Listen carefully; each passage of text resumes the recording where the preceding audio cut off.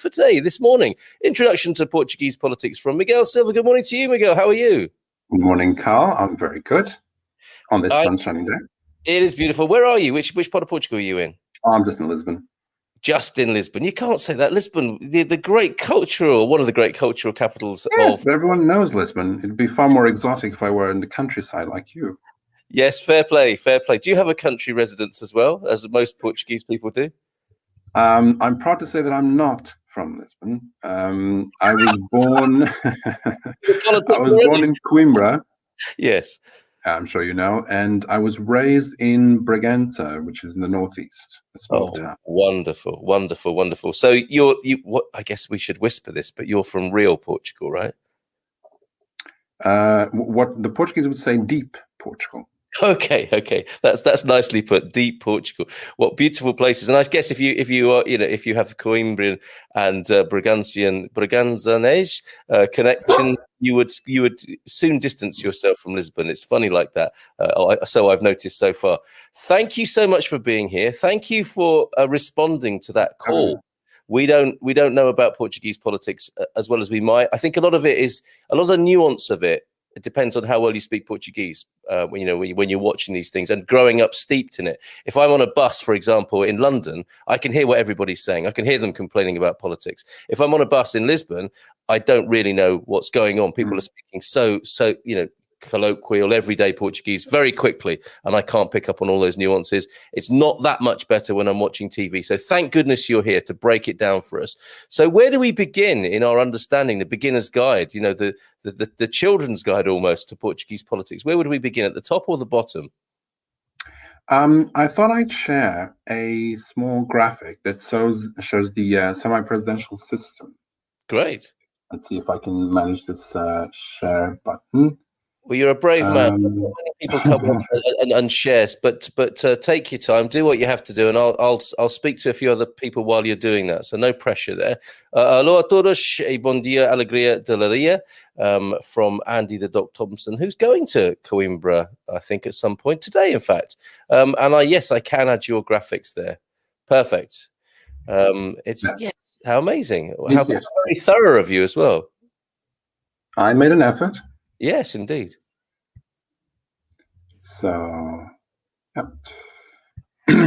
so it's a semi-presidential system, and it's important to understand this for those, especially who come from America or, presidential systems, which means that, in short, the prime minister controls the government and the executive, but the president is the head of state, which means that many of the laws have to go through him. He has to approve them.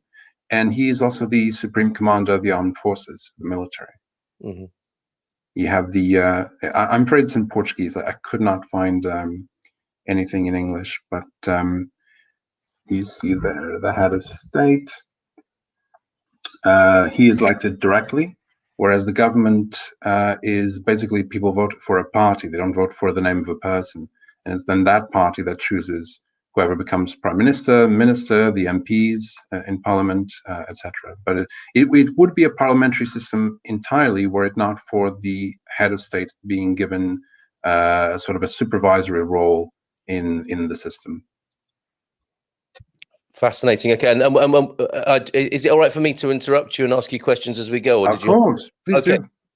And what are the origins and when did this formally begin, this particular style of system that we have here now today? Well, back in the First Republic, so after 1910, monarchy ends, the Republic is introduced. The problem was that in the early years of the Republic, the presidents had sometimes disproportionate amount of power. The system was very unstable at first.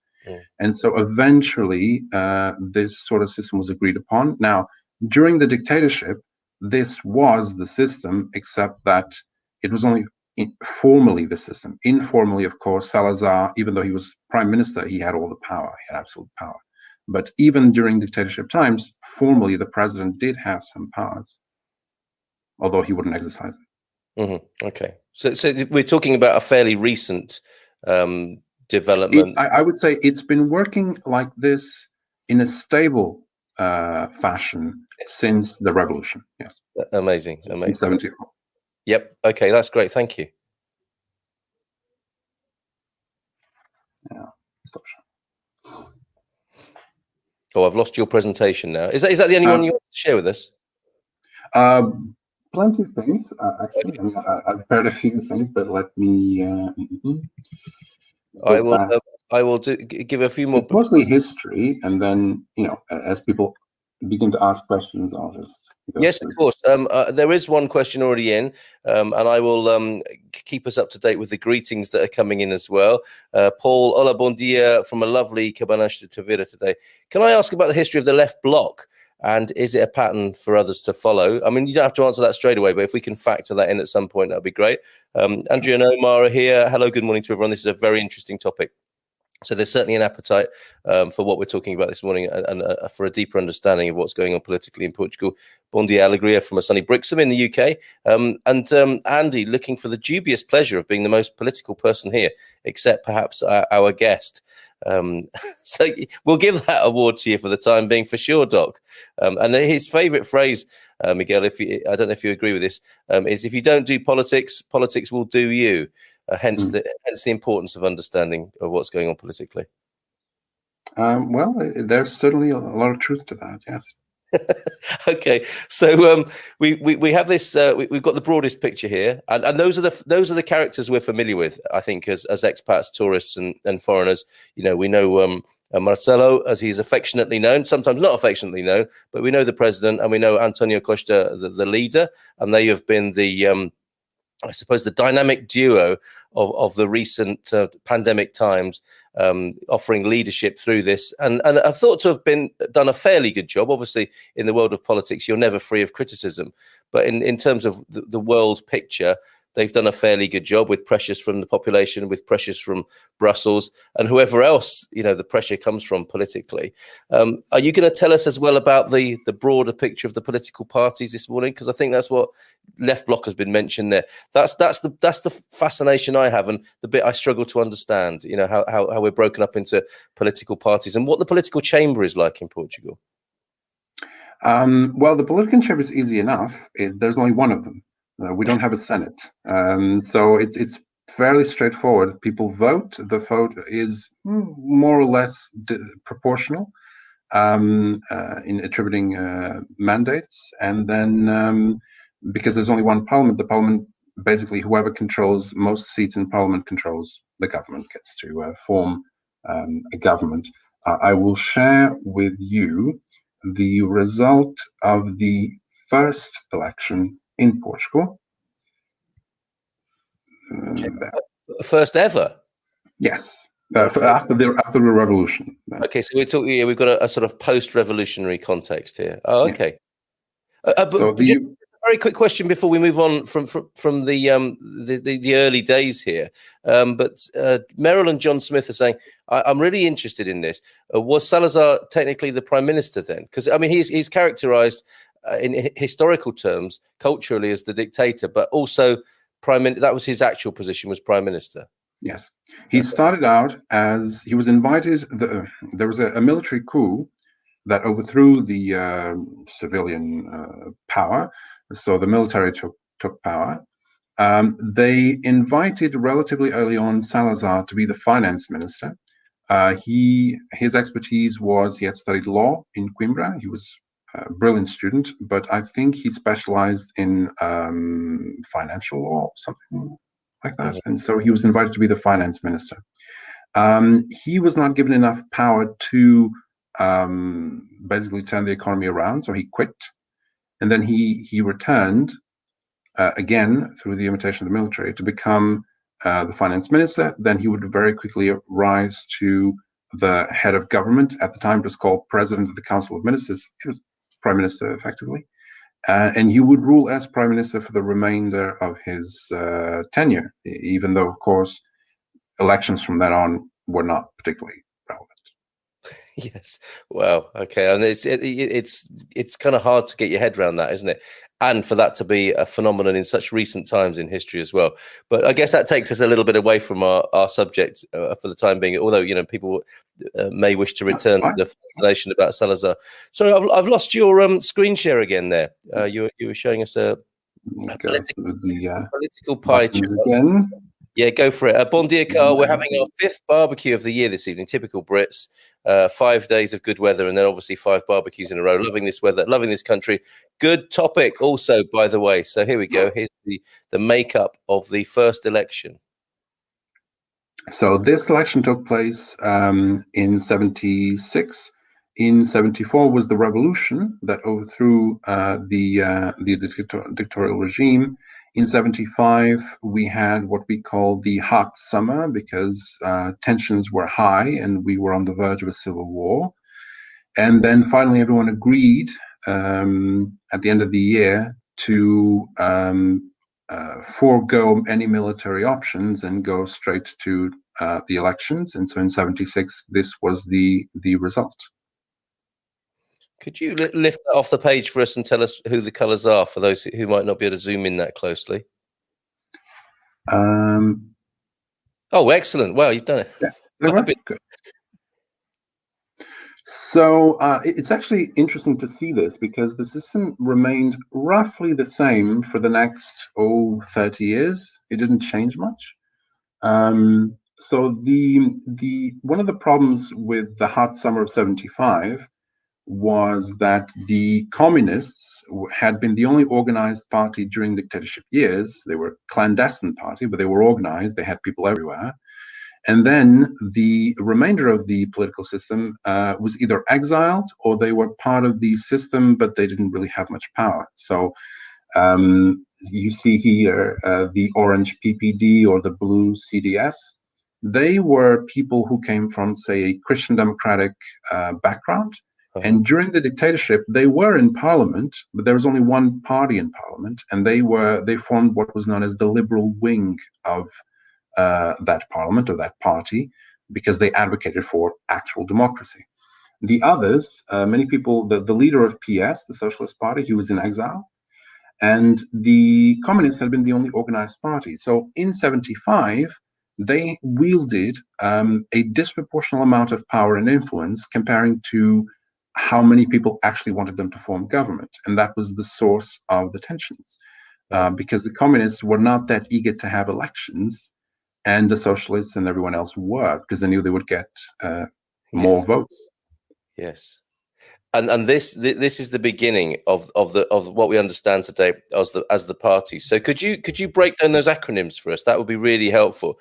And sure. Then if we might, I mean, the country looks so sort of politically set, doesn't it? When you look at the picture on the right, you get to see where the strongholds are of these political convictions and beliefs. But yes, please do tell us. So UDP, PCP, PS, PPD, and CDS. What do they stand for? And could you sort of elaborate a little bit more on their values? Of course. So let's start on the left. PCP is very easy. It's the Portuguese Communist Party. The acronym works in English as well.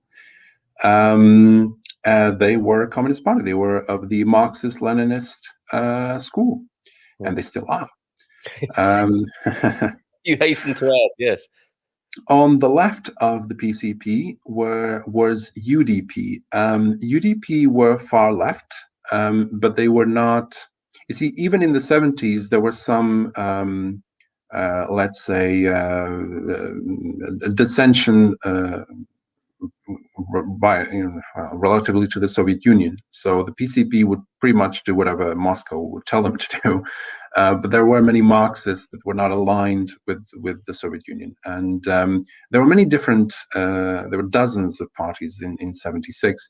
But the UDP was the only far left party other than the communists to manage to get elected. And the people who were part of UDP would later form the left bloc. So there has always been a far left Trotskyite, non-Leninist version of communists in parliament. Wow. To a greater or lesser degree. Yes, like in UDP is what, ultra direito portuguesa or something along those lines? No. Right. No, the Portuguese Democratic Union, but You did say it. I beg your pardon. Yeah. Okay. Anyway, many of these names are euphemistic. So, I don't think that UDP at the time was particularly democratic, but well, Okay. there they were. And the biggest party there, and consistently throughout this regime, the Third Republic, has been PS, which is a socialist party. They're pink because their symbol was for a long time the rose. It's either the fist, the socialist fist, or the rose, and so their color has been seen as this pink. Their leader came from the exile. He was a lawyer who used to defend people who were persecuted by the dictatorship. He was then, with political tensions, he was forced to flee. But he founded the Socialist Party in Germany in exile. And when he came back, he brought with him many of the people, many of the structures that he had formed abroad. And so it was relatively easy for PS to not only run for election, but win the election. Wow. Thank you. Sorry, to the right of PS, you have PPD. The People's Democratic Party. It would later change the name to PSD, which you do know today. Yes. So they're still there. In Portugal, they were called at the time centre-right, along with CDS. But of course, even supposedly right-wing parties had to be socialist in some fashion. Otherwise, they were fascists. You were either socialist or fascist after the revolution. People did not have much tolerance for anything even remotely resembling Salazar. And so PSD is the Social Democratic Party, and CDS is the Democratic Social Center. So they all have to be social in some form in order to exist. But they are, in the Portuguese context, what is considered to be the right wing. Yes, yes. What an amazing time of history, and to be alive in Portugal.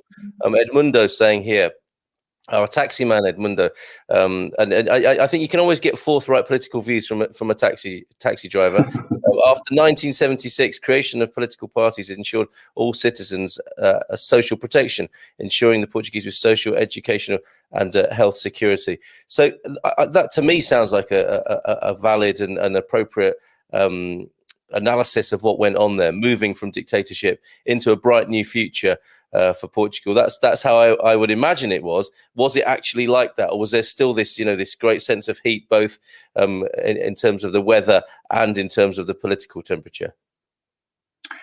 Yes, well, tensions decreased, even though throughout the 80s there were still tensions, and there was an active terrorist group in Portugal known as FP25, the Protection Forces of the 25th of April Revolution, and they killed a few people, even back then. But there was no more danger of civil war, which was the most important thing. As for the social reforms, yes, one cannot say that the social security and healthcare systems began with the Third Republic, but the Third Republic greatly expanded them relatively to the dictatorship. Of course, many of the most important schools, universities, and hospitals were built during the dictatorship. So it's a system that has been progressing over the years. Interesting. And we've not heard anything about the monarchy that had been, I suppose, vanquished or washed away 70 years before that time. But some of the countries in Europe are monarchies, and the difference between them is, I think, yeah, I remember just making the point about monarchies there. Was there any wish for some to bring back a monarchy, or was that seen as too much of a sort of single party mentality, or a leadership that wasn't wanted at the time, and a much more social basis was required? You mean after the revolution? Yeah, I mean, because it's fascinating to hear of these leaders in exile. And I was going to ask you, where were they? Which countries were they in? Which countries were supporting them to come back to Portugal with their eye on Portugal? As a neighbour or as a fellow European country. You said one leader was in Germany, presumably being helped by all sorts of other states.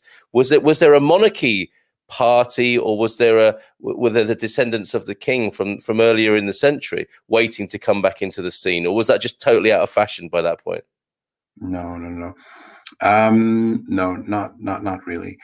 The monarchy was overthrown in 1910, and even before that, the king and the prince heir had been murdered. So the country was very heavily Republican, but most importantly, the armed forces were very Republican. Okay. So even during the dictatorship times, you'd think, naturally, dictators are not particularly fond of having a permanent parallel power to their own, even if it were to be formal and a figurehead. So already Salazar would not be particularly inclined to have the king come back, even though he was very close to some members of the royal family. Wow. But on top of that, the armed forces were Republicans, so there was really no question of ever bringing back the king. What Salazar did do, he allowed the family to come back. They were returned some of their properties. They were allowed to bury the kings that had died and the family members that had died in exile, because the First Republic was quite authoritarian at times, and they were very persecutorial of the monarchy and of monarchists. So Salazar relaxed all of that, normalized relations. But look, the Revolution 74 was very much Marxist inspired. So anything pertaining to conservatism, monarchy, right wing was very much out of the question. Now, there was a small party that was founded after the revolution, called the People's Monarchist Party, and they're still around. Are they? They have in a few municipalities some councilmen, but they've only very, very intermittently had MPs, one or two every now and then, but they're not a major political force. Fascinating. And what an incredible move from Salazar. So do you think, the political motivation for making those terms with the members of the royal family? Was that a sort of populist move, or did he have a sort of was it a cynical, or did he have a kinder side of any kind? No, I just think that he came from a conservative, traditionalist, right-wing intellectual milieu, and so the monarchists were very influential there. And he was a nationalist and a patriot, and I think he saw the royal family as completely part of Portuguese history. It wouldn't make much sense that if he were praising Portuguese history, the Portuguese Empire, that he would be dismissive of the monarchy. Yeah, so it's not a revisionist or anything like that. Not he was able to embrace the past, but see the world in his own way. He was a pragmatist. He was a ruthless pragmatist, like all dictators are. Yes, yes, and I mean, the thing that I think I know about him was the smart move made in the Second World War, the positioning of Portugal. I mean, would you say that was one of his sort of defining moves, or how he's remembered, that to take that very, very, very, what looks to me like a very smart position, to be trading with everybody based on Portugal's natural wealth and raw materials, and only doing deals in gold and boosting up Portugal's gold reserve throughout the Second World War, and hosting people in a neutral way, brokering deals. Is that a correct understanding I've got there of how Portugal operated in the Second World War? Well, it depends on the eye of the beholder. Of course, I'm sure there are people in Portugal who would have preferred the country to have fought with the Allies. But yeah, I think he was quite astute. He came to an understanding with Franco in Spain to exercise what became known as bi-collaborative non-alignment. So, in other words, he would cooperate with the Allies, Franco would cooperate with the Axis, and their common goal was to keep the war outside of the Iberian Peninsula. And they were very successful in doing that. I think it was a smart choice because neither Portugal nor Spain were anywhere near prepared to fight a war, especially a modern war. I mean, if you think that Poland went down quickly, you should have seen, you could have imagined Portugal and Spain. Spain was still reeling from the Civil War. Portugal was poor, in spite of the colonies, it was very poor, so it didn't have a particularly relevant military apparatus. So they did what was possible to do diplomatically. I think that was the only way to go, really. And almost make a virtue of it. Incredible. Absolutely amazing. So we will do a little bit more sort of constitutional stuff, and then we will go to the inevitable cynicism that the public have. And there are some spicy questions about how politicians are viewed. And I know we had a little bit of conversation before we came on air about how critical Portuguese people, openly critical Portuguese people are about politics, cynical, sometimes browbeaten, you might say. But we'll come to that sort of more social aspect of it in a little while. Andy, yes, he probably is the most political person here, apart from yourself. And he made a good, or he asked a little question that I want to come back to about the constitution here. It is technically, here we go. Portugal is still constitutionally a socialist state, I believe. Is that correct? No. What the constitution does say is that fascist parties are banned. And so many people call Portugal socialist for that reason, because they've banned fascism, but not communism or socialism or anything like that. But it's not formally a socialist state. It's socialist in the sense that it has a social security system, but it's not a socialist by ideology. Even though I would agree that it is, but not constitutionally. Excellent. Okay. And the other part of this, of course, which we haven't mentioned in terms of how laws are created in a country and how that works alongside the political chamber. Victoria from Atlanta, Georgia, is asking and saying to you, hi, Miguel, what is the process for law creation? And I notice as well, many politicians in Portugal seem to come from the law industry, if I might call it that, or law. Oh, yes. They're usually lawyers. Plenty of engineers as well, but mostly lawyers. They tend to be. Well, listen, it's a parliamentary system. So MPs, political parties, they have the initiative power when it comes to passing laws, proposing laws. I would say, though, at this point, to be perfectly frank, the most important laws come from the government. Government decrees are the ones that are the most relevant, even if they have to be approved by the president, depending on the subject matter. But the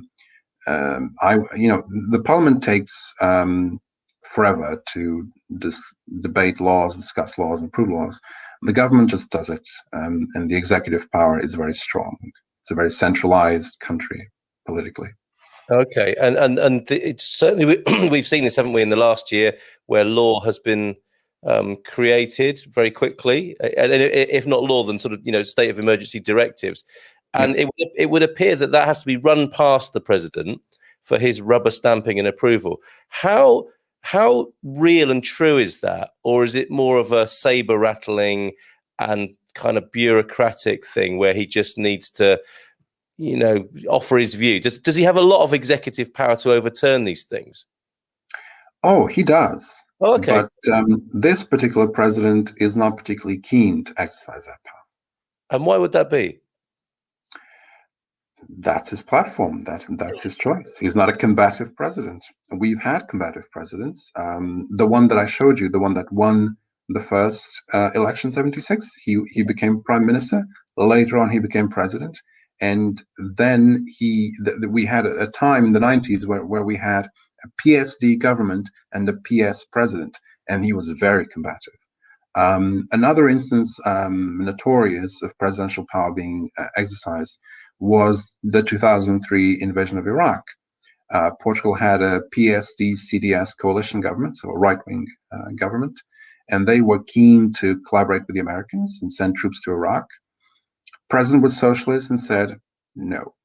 So no troops were sent to Iraq, and that was that.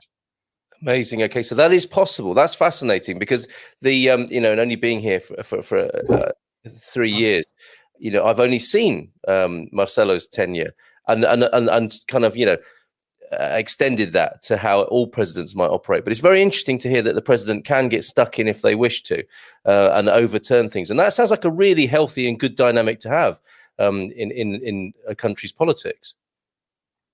Or does it make it more messy and difficult?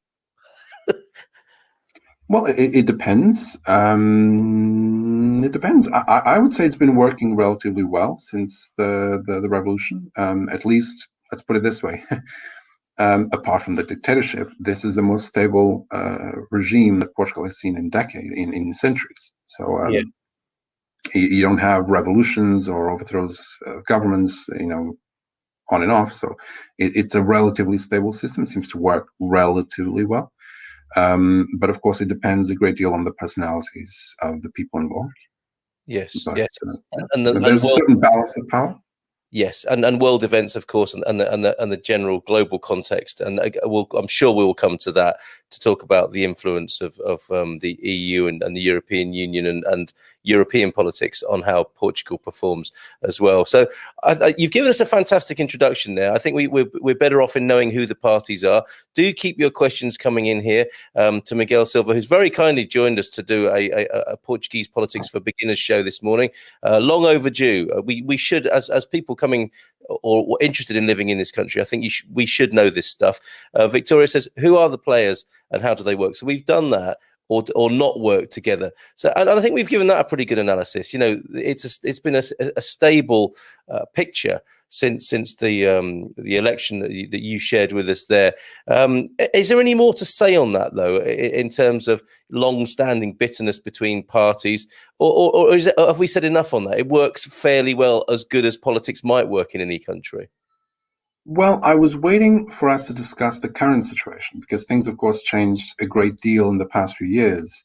And that's where I suppose, seize the opportunity to explain the different rivalries and alliances or rivalries. Perfect. So please. it's up to you. Yeah, absolutely. Let's do that. Okay. So I would say the system that I was showing you worked relatively well up until the past decade. Past decade, things started to spin a little bit out of control. So let's see. We are getting greetings from Germany, where it's snowing, where one of our exiled politicians was, as Miguel told us earlier on this morning. So yes, good morning to you, Jim McDonald over there. A fist for the Bloco already this morning, which is interesting. Bon dia from Sue Hayward this morning. And yeah, we'll come to this, Paul. All politicians from all countries only lie when they open their mouth. So yeah, we'll come to the more sort of street level stuff or the pub talk in just a moment. But yes, okay. So who do we have here, Miguel? This is the leaders of PSD and PS in 2009. Okay. So I would say things were relatively stable. Let me just go back to the previous. So these are previous one. This is the system as it existed up until the 2000s. Normally, the PPD or PSD would coalesce with CDS when it needed additional MPs to form a government. Or the alternative was PS ruling alone. So it alternated between these two solutions, basically. There was a tacit understanding that the far left, the communists and the Trotskyists, would never be allowed to rule because they were too extreme. But all that ended in the past decade. Mm-hmm. So I would say this is an important year, 2009, because for the first time, you had a true ideological divide between PS and PSD. So the man on the left is the former Prime Minister Socrates, He was the socialist prime minister, and on the right was his challenger, a woman, a former finance minister, then leader of PSD, called Frederik. And she was pro-austerity. He was against austerity. And in 2009, after Socrates' first term, he won re-election. He was given another term, and that's when the crisis hit. So in 2009, 2010, and his solution was what he designated as neo-Keynesian economics. In other words, now that the country is in crisis, we as government have to spend money so as to revive the economy. But of course, all that did was to explode the public debt, and eventually leading to bankruptcy and to the intervention of the Troika, of the IMF, the EU, the European Central Bank. I would say this was a defining moment, because after that, tensions became very, very alive again after decades of, let's say, stability. Mm. So we see here the results in the next election, 2011. PSD and CDS together won, but they had a relative majority. They didn't have an absolute majority. And that was how the system worked. The socialists would not overthrow the government, would not bring down the government, because they would recognize that they had, didn't have enough MPs. And that would have been the case again in 2015, except that the now Prime Minister, Costa, decided that he would basically ally himself with the far left to bring down the PSD-CDS government. And therefore, he broke tradition. He stopped the tradition that we had of allowing governments to rule with a relative majority, basically. Okay, and what were the implications of that ongoing from there? Well, this Socrates, prime minister, was very, very, very divisive. Not only because he bankrupted the country, but because he exercised power very, very, I don't want to say authoritarian way, but he was very vertical in the way he exercised power. The current president at the time was the most famous, most influential political pundit, and he had to move from one television channel to another because his comments, his analysis was heavily criticized by the government, and the TV channel was pressured into firing him, facilitating a change. So he was very centralizing in the way he exercised power, Socrates.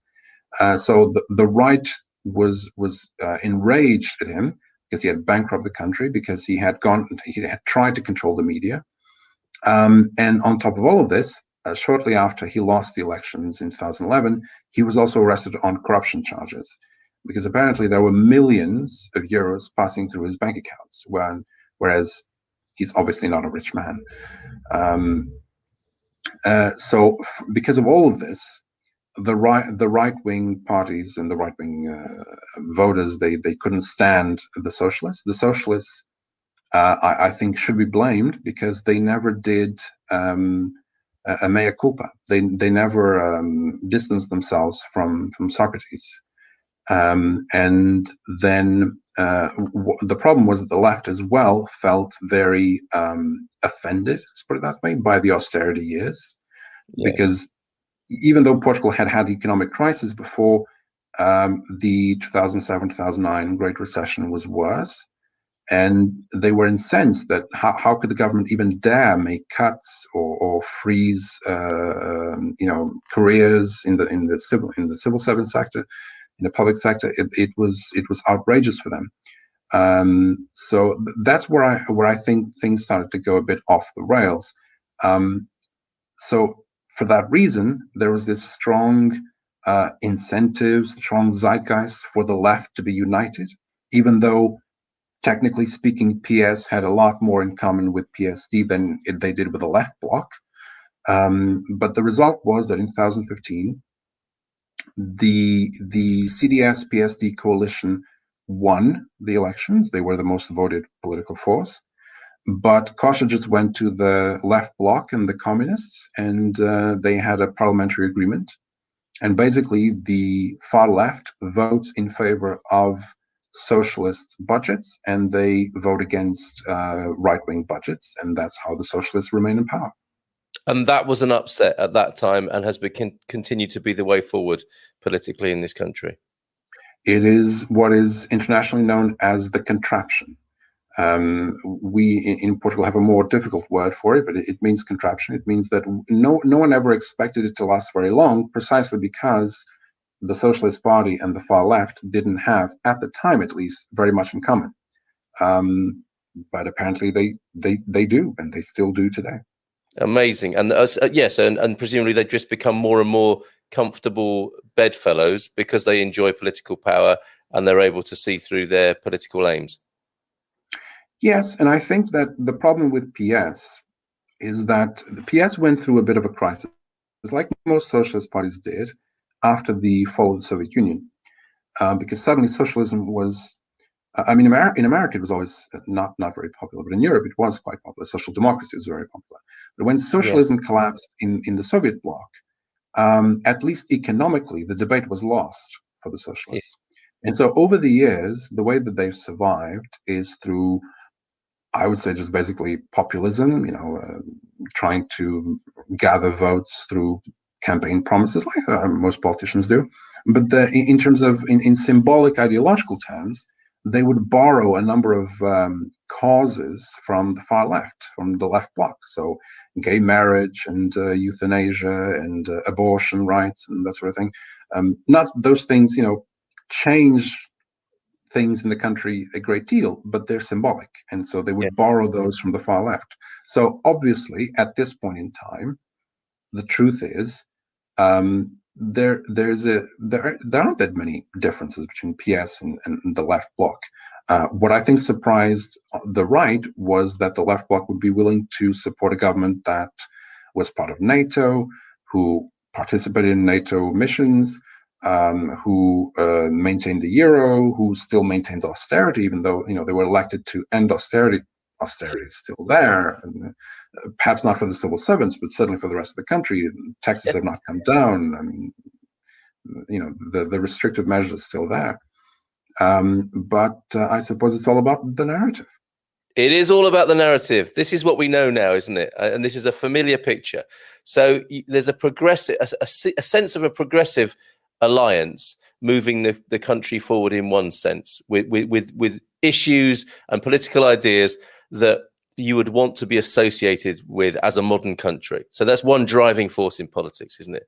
Then there is this undercurrent of bitterness about austerity and the crash. I don't think that the country really recovered from, and then that's gone into the pandemic to make it even worse. And I don't think we've really seen the full. Well, we're not there yet, but we're not aware, I think, of what's coming in terms of adding insult to injury from austerity into an economic crisis caused by the pandemic.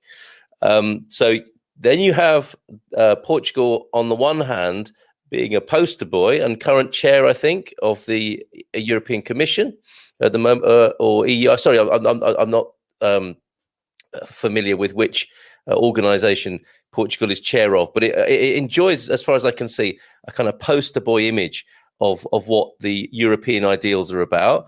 And as long as you are a poster boy in Europe and you're doing the right thing, you are going to receive your funding and support from the EU. So there's those three things. And then, of course, like everywhere else, there's also the rise of populism in politics, and polarization in politics. All the issues are no longer nuanced. It's like, are you with us? Are you against us? Are you red or are you blue? And everything ends up as 52 or 48%. Is that an accurate analysis of, taking on board what you said and what my understanding is? Is that where we are right now, or have I missed something from that picture? The thing about peripheral countries like Portugal is that everything arrives late here, but we still, I think, do not escape the larger trends. And certainly when it comes to the realignment of the political spectrum in the West, it's coming to Portugal as well. Perhaps I can share some more interesting. Yeah, sure. Bring that to the screen then, Miguel, and I'll just catch us up with a few comments. We've got a fantastic crowd in this morning, an erudite and learned crowd who are telling us things like Duarte Pio is the leader of the once royal family and was married in Portugal in 1995. So there's an amazing sort of historical tolerance of the royal family, it would appear. World War II and Portugal's role. Recommend the novel by Robert Wilson, A Small Death in Lisbon. That sounds that should be on the reading list of any serious expat. Read World War II. That's the same message there. Thank you. And he loves that book so much. He's posted that 3 times. A book I recommend, another book here for the reading list. People should read Lisbon, War in the Shadows of the City of Light. Of course, yes, City of Light, Lisbon, 1939 to 1945. Thank you for that, Joel. You've been remarkably restrained with your political sharing this morning, but I haven't scrolled down that far yet. Preamble to Constitution. The Constituent Assembly affirms the Portuguese people's decision to defend national independence, guarantee citizens' fundamental rights, establish, and it goes on. And that's why I think Doc loves the politics here so much, or aspects of it anyway, or the basis of it. Good morning from a foggy Malveira. The 2015 legislative elections provided a shock result, with the relative majority obtained by the right-wing coalition actually celebrating their win and preparing to rule, being defeated by an unprecedented union of the remaining centre and left parties. Thank you very much for that, Marco. Oh, and this is the bit we were missed from what Andy was sharing. Establish a socialist state. And I guess, were you saying there that that's not so much a political statement, more of an aspirational, sociological statement, to be socialistic rather than socialist, possibly? Yes, Portugal was not a people's republic. That's what I meant. Okay, that's simply put. Did you want to share something on the screen, Miguel? I haven't got it at this end. Yes, just on the topic of books, I would say perhaps the most relevant and most famous book of Portugal during the war is Casino Royale. Of course it is. Of course it is. And it has not gone unnoticed that you would make quite an interesting character in a Bond film yourself. I don't know if you saw that. Well, look, can you please ask Miguel to say, come, Mr. Bond, you derive much pleasure from killing as I do. Maybe we can get you to do that towards the end. I don't know. But you make a really interesting connection there with Casino Royale, and Ian Fleming, of course, being in Portugal in the Second World War, as I understand it. In Estoril, absolutely, and his that famous character Tricycle, the Russian spy, I think, who was called Tricycle because he was always with 2 girls. Interestingly, okay. I don't know if that's an urban myth, probably is, but a good question from the Indigo Escape. How usually are the president and the prime minister from different parties? Is that the dynamic? Are they usually from opposite parties or different parties? Very frequently, yes. Yes. Okay. Excellent. This is a fantastic conversation. Thanks, Sue.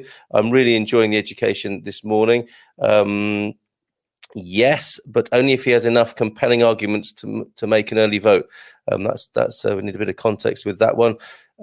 So the Constitution lays out an intention to establish a socialist society. Andy, not letting it lie there, and enjoying this a great deal with his socialist and socialistic values. From Portugal, Vota Chega. So the first declaration of a directive here, I think, from a Portuguese person, Se queres mudar. What does that mean, Se queres mudar? If you want change, vote. If you want change, Chega. Okay. We will obviously we can't have a political discussion here without mentioning Chega. So it just happened organically this time. I'm under the impression they are currently from 2 different parties. Yes, that's true. Yes, he does. It's what we usually call the atomic bomb. Is that the atomic bomb as in the 2 from being from different sides, I wonder? We are at the moment reading a book recommended to us called The First Global Village, How Portugal Changed the World by Martin Page. This is great. So many excellent resources this morning. Feel free, please, Miguel, to share on the screen if there was something else you wanted there. And your comment, I found this fascinating. José Socrates, an engineer with a degree taken on a Sunday when all the universities are closed. All right, but let's say he is an engineer. Lawyers and engineers. I mean, that's such a fascinating combination and an insight into the psyche of politics in Portugal in its own way, I think. Beyond the EU, where are Portugal's alliances and or influences? Excellent question to address as well. And lots of comments coming in. So, Miguel, did you want to share something on the screen there? Yeah. So this is an interesting image, which shows the first image is the so this is the results of the last presidential election. The first image is the candidate that received the most votes. So overwhelmingly, the current president won in every district of Portugal. Wow. Now, the interesting pictures are the other two, which is the second most voted candidate. And there we have a significant change. So the system is upended because the little pink color is in the districts where the Socialist Party candidate won. That would be normal. Marcelo is formally the candidate of PSD, the center-right party. But the dark blue color is the candidate from Chega, from that Enough party, which is one of the new parties that made it into parliament in 2019. So that is a big change.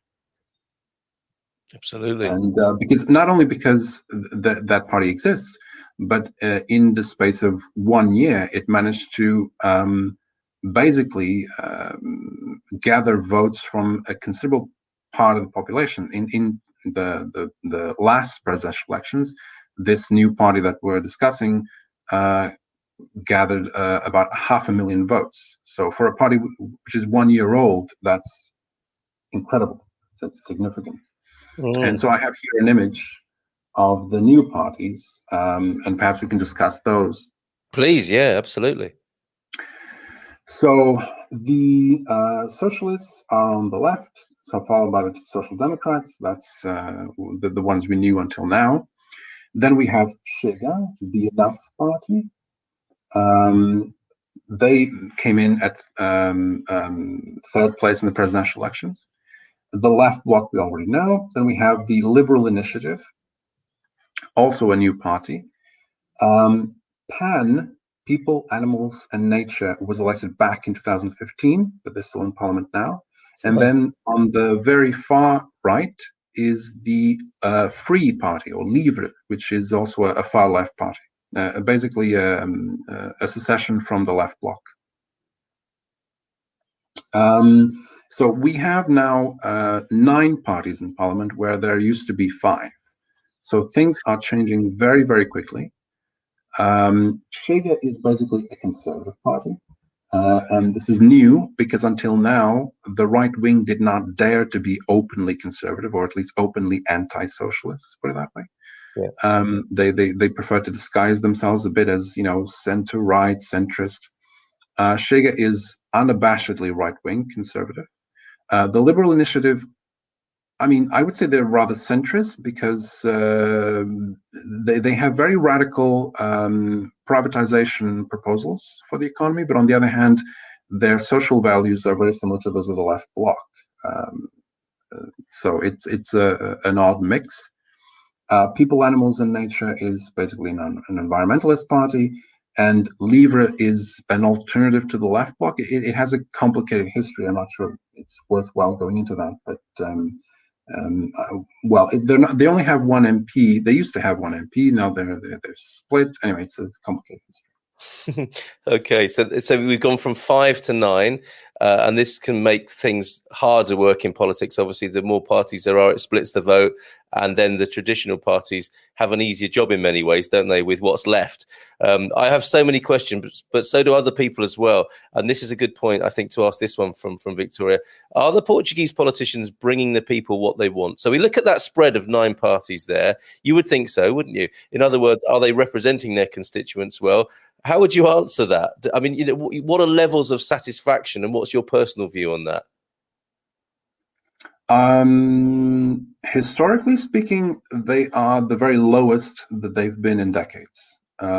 People don't trust politicians. They don't trust the political system. Cafe conversations invariably revolve around calling politicians corrupt. Yeah. So no, I think I would say trust in the political system is at an all-time low, and I think partly that's why you see all these new parties being elected. Okay, and in a sense, it's to try and build. I was going to use that dreaded political phrase, build back confidence. I mean, there's another thing we might talk about. You know, the sort of global agenda of the Great Reset and where Portugal might fit into that, which to me is a little chilling. But anyway, somebody may wish to bring that up. But here we have what looks like greater representation, yet faith and belief and trust in governments at an all-time low. So you've given us a historical analysis. We're we're up to date now here. We you know, I've articulated what I think is going on, you know, in terms of still smarting from austerity and a worse economic situation to come. How are you seeing the future in terms of how the political parties are positioning themselves at the moment, and based on your historical understanding of Portuguese politics? And I know it's punditry and I know it's crystal ball stuff, but there's probably nobody better than you and some of the people gathered here to make a call on that, Miguel, if you wouldn't mind. So the image that we're seeing now is of a poll that was conducted after the presidential elections, and we see here the most voted parties in that poll. Socialist Party and PSD traditionally being the larger parties, they're still there. Chega is the big news because it's a very, very new, very conservative party, and they're in third place in that poll. Following the left bloc, you have the Liberal Initiative, again, very much in favor of privatization. And I would just like to provide the context, the justification of why things are the way they are. Please. The truth was that the PSD leadership, following the controversial Socrates years, was not seen by the right-wing voters to provide much of an alternative, and much of an opposition to the socialists. And so basically, when the current leader of PSD was elected, many people just left the party. They couldn't stomach supporting PSD anymore. And so the liberals went and formed the Liberal Initiative, conservatives formed Chega, and that's how you have these two very strong parties, because normally PSD would be a bit more of a rival to PS, but at this point they're falling behind. And it's mostly because of these secessions, let's say. The Free Party, or the very smallest party, is, I think, basically, in my opinion, there because the left bloc supports the socialists, and the left bloc used to be the center of the protest vote on the left. But since they support the government anyway, then the protest vote has to go somewhere, and it's going towards Livre. Well, it did in the last election. We'll see how it turns out in the next one. Where do I see things going? I'm not sure, because whereas it's true that these small parties are growing, it's you know, depending on how you look at it, the growth is incremental. So I don't know that they will be strong enough in the next elections to remove the socialists from power. But one of the few changes that they have managed to operate was in the Azores. Now, the Azores and Madeira are autonomous regions, so they have certain powers. They have regional parliaments as well, very small ones, but they're there. And the socialists ruled the Azores for decades alone. That bred a whole, you know, brought them many allegations of corruption, but well, people kept voting for them. And now, for the first time, because of these new right-wing parties, they were able to create a sort of a contraption of their own in the Azores. So even though Chega and the Liberal Initiative are not part of the regional government, PSD and CDS rule Azores with their regional parliamentary support. So things are starting to change. I don't know if they will change considerably in the next election, but they're starting to change. And of course, one of the mysteries that remains is what will happen to PS and PSD to a certain extent. But PSD, we see that their voters are changing things. With PS, it's a bit of a mystery because in the rest of Europe, socialist parties are not doing very well. In France, they've suffered considerably. In Greece, they ceased to exist. In Portugal, it's still the strongest party. So the question remains, for how long? Mm. Fascinating commentary, Miguel. Thank you. I would echo that absolutely, and I hope we can continue to talk for a little bit more. We have an excellent attention span in our community here of Good Morning Portugal on expatsportugal.com. The debate is lost with capitalism. Look at the debt levels in the USA. On one level, I get you, Doc, and any Marxist would say that, wouldn't they? That, look at the state that these capitalist countries are in, but people still seem to have quite a faith, or they're on a treadmill with it anyway. So whilst the debate may be lost, the everyday reality of capitalism seems to trundle on just fine. When did the contraption begin is a question from Mark. It is interesting that Portugal's fiscal policy has diverged from much of the West, but has been successful in relative terms. Yeah, I mean, it has its own unique way of doing the general theme of Western democracy and politics, doesn't it? So when did the contraption begin? 2015. That was 2015 when it started. Okay, and why? Could you say more about this? The Portuguese take or flavour on. I mean, let's face it. All of the states of the EU are various sort of neoliberal enterprises, aren't they?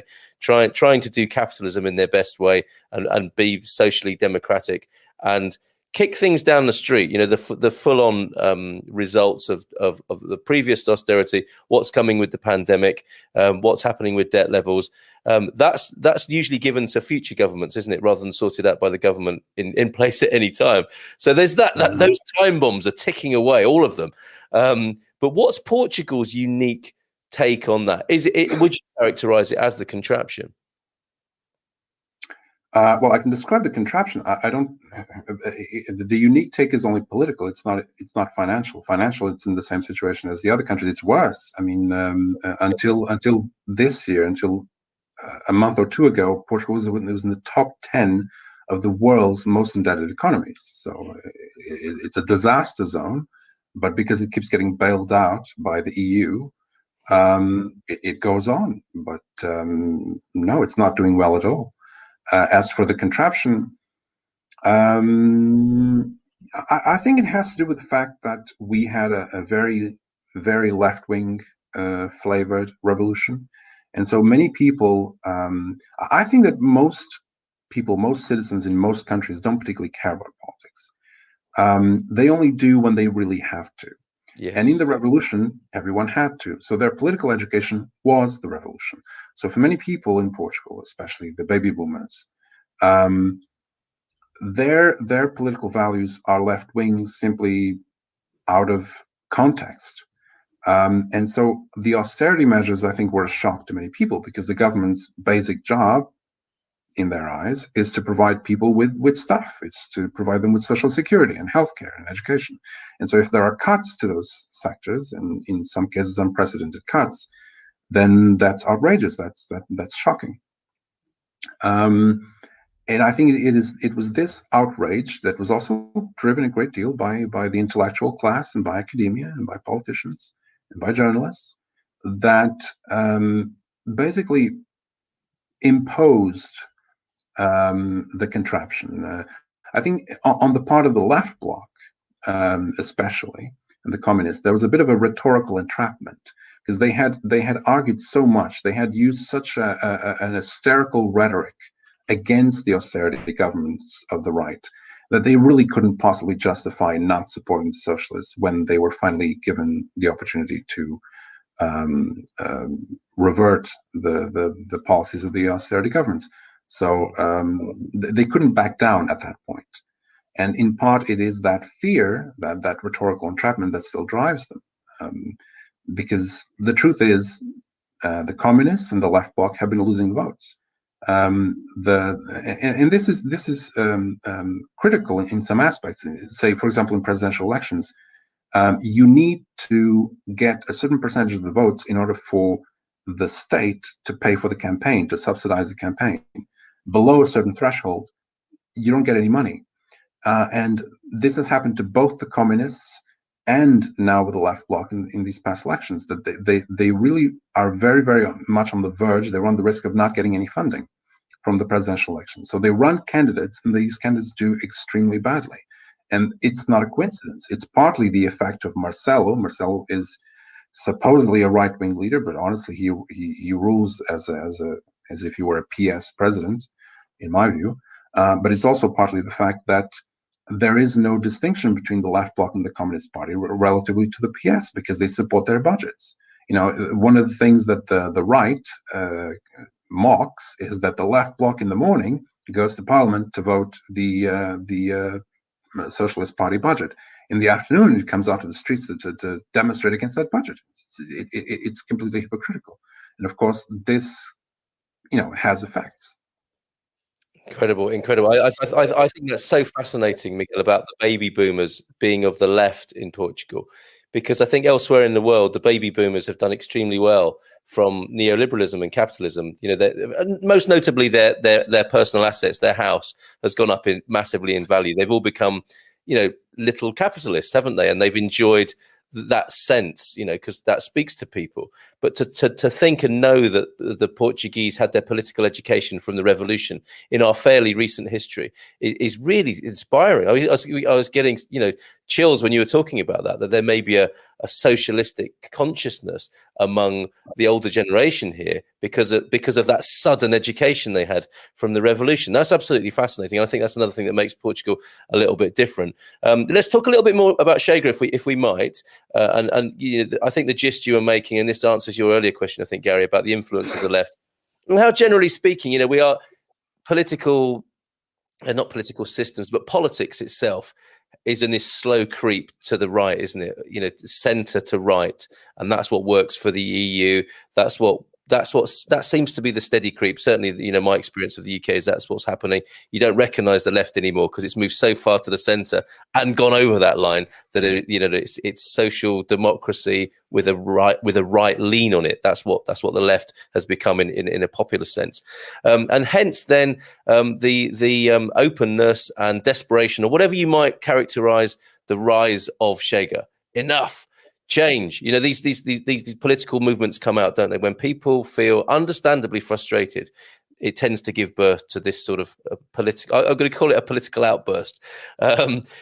Is Gary right in thinking that Chega have a more nationalistic agenda? Could you tell us more? Could you answer that and tell us more about Chega and its popularity and its ongoing popularity here in Portugal and its influence in the mix? Yes. So I think they have a more nationalistic agenda. I think the problem is that are they nationalistic? Yes. I think the problem is that other parties are becoming less nationalistic, and that leads people who are patriotic to feel in the first moment confused, in the second moment outraged. I will show you some of the things that drive the Chega vote. The right-wing vote in alternative parties in general. We spoke of the contraption. Part of the reason is the fact that PS behaved very poorly in these few years, and they didn't suffer any consequences from that. In fact, they're being rewarded because they keep ruling, they keep forming governments. And in Portugal, there is much talk in the media of a cordon sanitaire,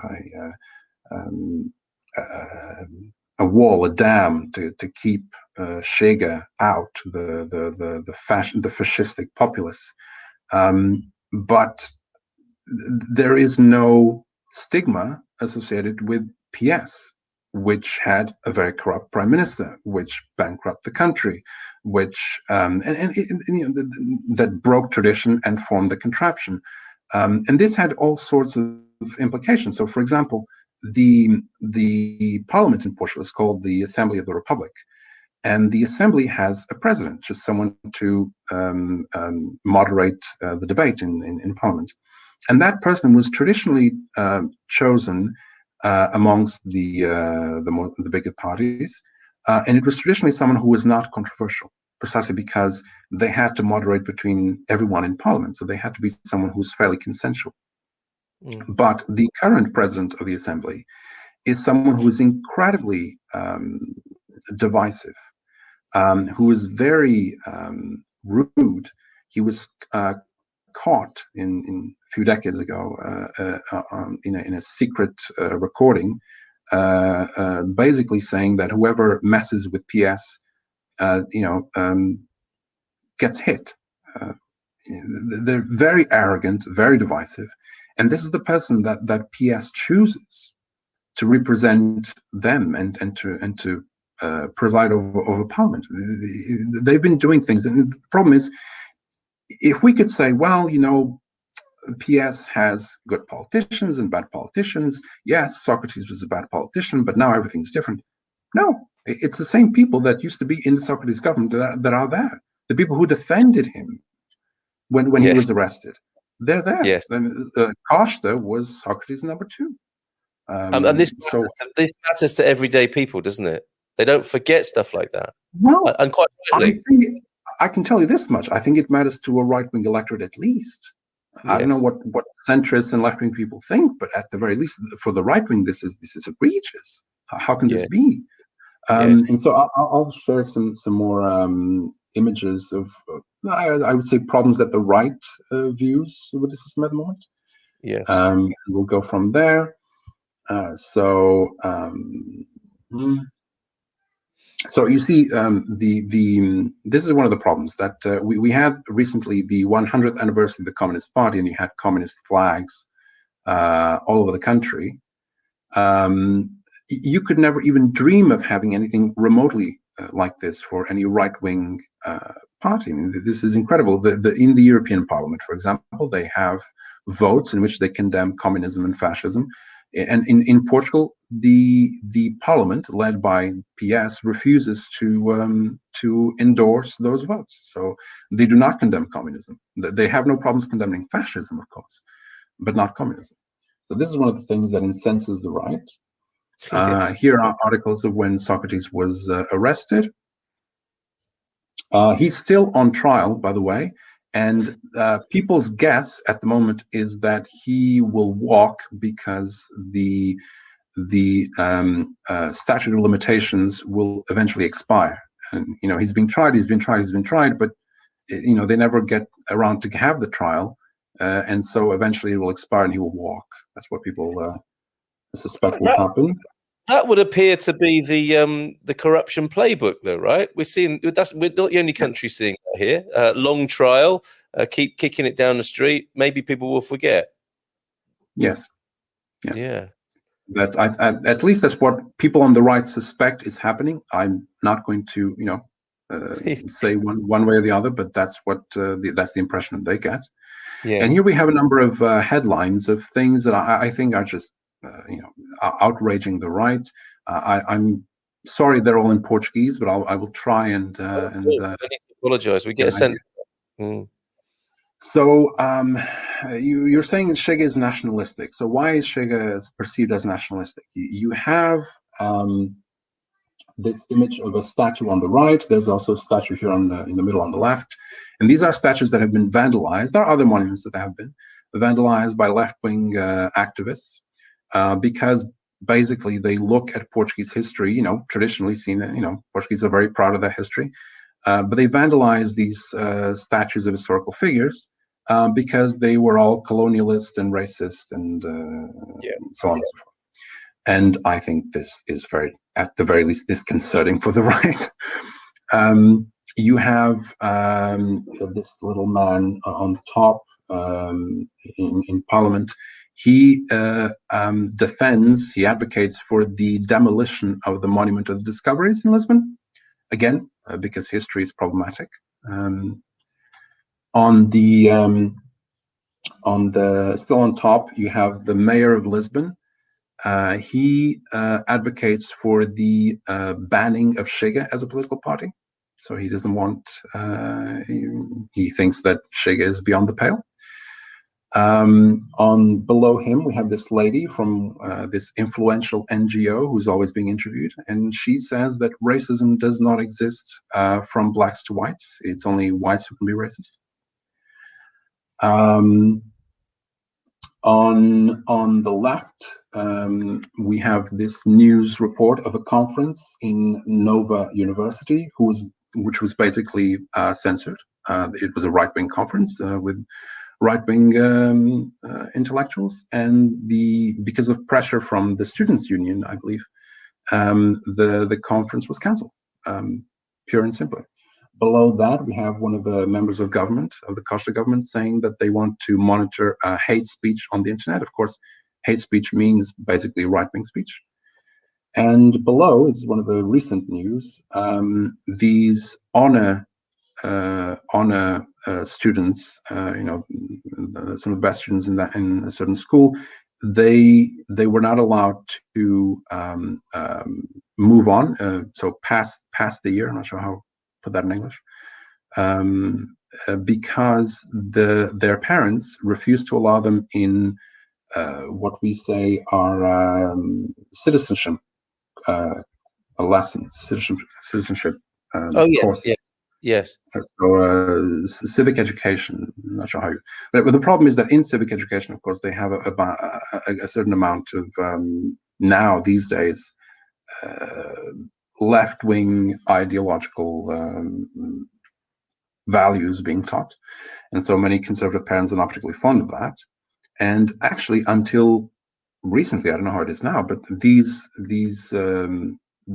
courses were not mandatory. So I don't know if they are now, but the socialist deputy minister for education was trying to signed an order to flunk them, to prevent them from moving on in school. And so there was a big outrage. I think they were eventually allowed to proceed, but just the fact that a government minister deputy minister would do this, would interfere directly with a school and for ideological reasons, it's unprecedented. But so these are some of the things that incense the right. And because PSD doesn't seem to do much or be particularly concerned about these things, parties like Chega are growing. Yeah, and you say parties like, I mean, so they're not alone. There are other right-wing parties Chega had a number of advantages. One is that its leader used to be a pundit, sports pundit, but still, he was on TV, he was known. So that brought with it recognition. And the other advantage is that they were some of the first to and he used to be in PSD himself. So most of the people who vote and who are members of Chega, and disclaimer, I am a member of Chega. Right. But so I don't want people to think that I'm completely unbiased. But most of the members of Chega come from PSD and CDS. They come from the right, and so they had a certain experience in politics, in Portuguese politics already. That was the advantage. Now, there are many other right-wing movements that are trying to become parties, but of course it's always very difficult to get the signatures and the funding, and so they're not parties yet. Wow. Okay. And I feel thank you for your authenticity, your transparency and openness there. I didn't ask you what your political views were before, and I think it's fascinating. And I have this immediate sort of journalistic. I actually don't see myself as a journalist, but I have this immediate journalistic. Oh, I need to get someone else on another time to balance up the extreme Miguel Silva from Chega. And I say that tongue in cheek because these are emotional political times, aren't they? You are saying you have some support for what is characterized as an extreme party, and I don't suppose you would deny that extreme people are attracted to Chega, but you can't help that with political. You can't help that with a political party. Now, I'm in, somebody I've had a man-to-man with here, and other people have been talking with you and learning a lot about politics, and you're an extremely sort of learned and educated person in politics. My immediate reception, my immediate question or reaction is like, what's a smart guy like you doing in Chega? And again, I don't mean that in a bad, you see what I'm getting at here. It's characterized in a way that that fits this whole sort of narrative of outrage, one side to the other, extremism, and so on. I want to ask you that man to man. So what is it that appeals to you about Chega? And that's coming from my a little bit of surprise, and also not very understanding, as I said right from the get-go here, not understanding Portuguese politics very well. So what is it for you personally then that attracts you to Chega? Well, I think that the mainstream media narrative does not often correspond to reality. So, Chega is seen as basically a crypto-fascist party. Again, most of its members came from PSD and CDS. These were not, extreme parties by any measure. And actually, I think they did a poll or a study of some kind last year, and then basically found that there were, proportionately speaking, more people with higher education degrees in Chega than in the bigger parties. So, listen, I'll give you a practical example. CDS used to be seen, not sure now, as the elite party, because many of its members were, they lived in Cascais and Sintra, and they had properties in Alentejo, and they were seen as the rich people's party. Well, guess what? Many of these people came to Chega, so it's not exactly a party of the rabble. It is very popular. It's very popular in rural regions as well. This is true. But by no means is it only a working man's party. There are plenty of educated people and people with means in the party as well. Absolutely. There would be no question about that. And we do have to be careful, don't we, of the sort of tabloid characterization of anything, especially political parties. So this has been an interesting plot twist for me.